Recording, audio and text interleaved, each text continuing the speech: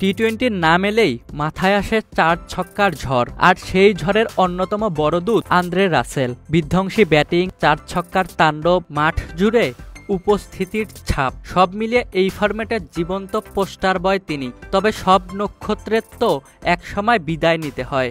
মঙ্গলবার রাতে সাভানা পার্কে অস্ট্রেলিয়ার বিপক্ষে শেষবারের মতো ওয়েস্ট ইন্ডিজের জার্সি গায়ে মাঠে নামলেন রাসেল।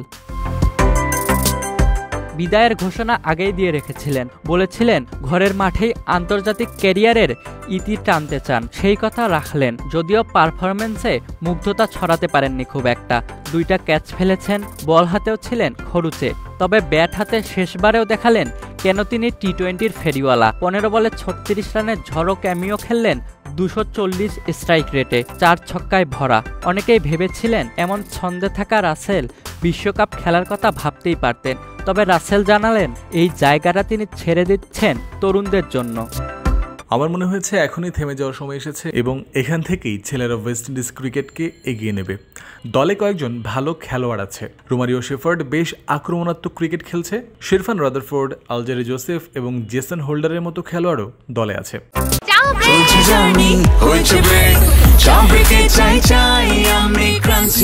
যে কোনো চা ব্রেকে বিস ক্লাব ড্রাই কেক, চায়ের সাথে আয়েশ। রাসেলের আন্তর্জাতিক ক্যারিয়ার সংখ্যার চেয়ে প্রভাবেই বেশি উজ্জ্বল।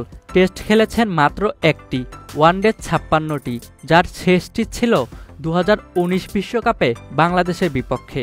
টি-20-তে তিনি ছিলেন সবচেয়ে উজ্জ্বল, যদিও 14 বছরে খেলেছেন মাত্র 86 ম্যাচ। ফ্র্যাঞ্চাইজি লিগ, ইনজুরি আর ব্যক্তিগত সিদ্ধান্তে জাতীয় দলের জার্সি গায়ে খুব বেশি ওঠেনি। তবুও যা দিয়েছেন তা অনেক। 2বার বিশ্বকাপ জিতেছেন, ওয়েস্ট ইন্ডিজের পতাকা তুলে ধরেছেন দুনিয়ার নানা প্রান্তে। আমার মনে পড়ছে 2বার বিশ্বকাপ জয়ের পর আমাদের পতাকা কতটা উঁচুতে উড়েছে। সাভানা পার্কে আন্তর্জাতিক ক্যারিয়ার শেষ করতে পেরেছি। স্থানীয় দর্শক, পরিবার ও বন্ধুদের সামনে খেলেছে। এই সুযোগ করে দেওয়ায় ওয়েস্ট ইন্ডিজ ক্রিকেট বোর্ডকে ধন্যবাদ। আপনাদের সমর্থন পেয়ে আমি কৃতজ্ঞ। আশা করি দলের এগিয়ে যাওয়ার জন্য আপনারা এভাবেই সমর্থন দিয়ে যাবেন। টি-20 ক্রিকেট যতদিন থাকবে তার গল্পে বারবার ফিরে আসবে এক নাম, আন্দ্রে রাসেল। ইশতিয়াক মাহিন, ক্রিক ফ্রেন্সি।